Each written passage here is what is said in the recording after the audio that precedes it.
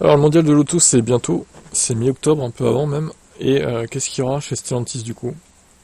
Il y aura Tesla hein, aussi, on l'a vu sur Tesla Tib du coup. Euh, Abonnez-vous d'ailleurs à cette chaîne si vous voulez des actus de Tesla, parce qu'il n'y en a plus ici. Alors, Citroën sera en vedette avec le C3 Aircross décliné en électrique qui rejoindra la C3 dans la nouvelle offre progressive de Citroën. On découvrira aussi le restylage de la C4 électrique. Ah, ils l'ont pas abandonné, elle va être restylée celle-là encore. Ok, mais il n'y aura toujours pas d'augmentation de batterie, je crois. C'est pas prévu. La première mondiale chez Peugeot sera la variante électrique de la 408. La marque exposera aussi la version à grande autonomie de ses nouveaux SUV familiaux i3008 et i5008. Le 3008 a été confirmé avec 700 km d'autonomie. Les visiteurs pourront approcher le concept Inception, toutefois connu depuis 2023. Alfa Romeo sera donc à l'honneur mondial en vedette avec la Junior qui vient d'arriver.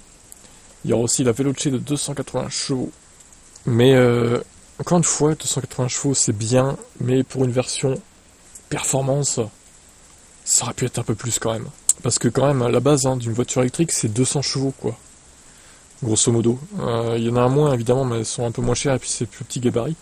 Mais je trouve que 280 chevaux, c'est un peu light pour une version Veloce performance, quoi. Même si ça reste bien, hein, on va pas cracher dessus, mais par rapport à la concurrence, c'est pas fou, quoi. Leapmotor, donc également, avec la T03. Et le SUV C10 qui sera là aussi. Le constructeur dévoile en première mondiale un SUV le B10. Carlos Tavares, patron de Stellantis, participera d'ailleurs à la révélation, preuve de l'importance accordée à Leapmotor. Bah oui, parce que Stellantis et Leapmotor, ils travaillent main dans la main, donc voilà. Carlos, franchement, je trouve qu'il a bien compris le game un peu plus que Luca De Meo, au final.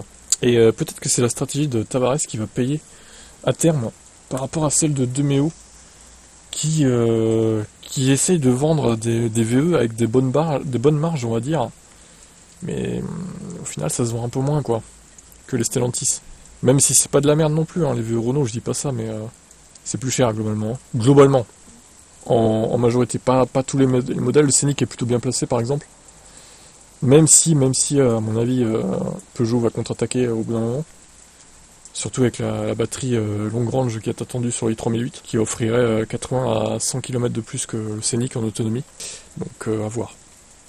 Bref, on verra bien. Votre avis sur Stellantis?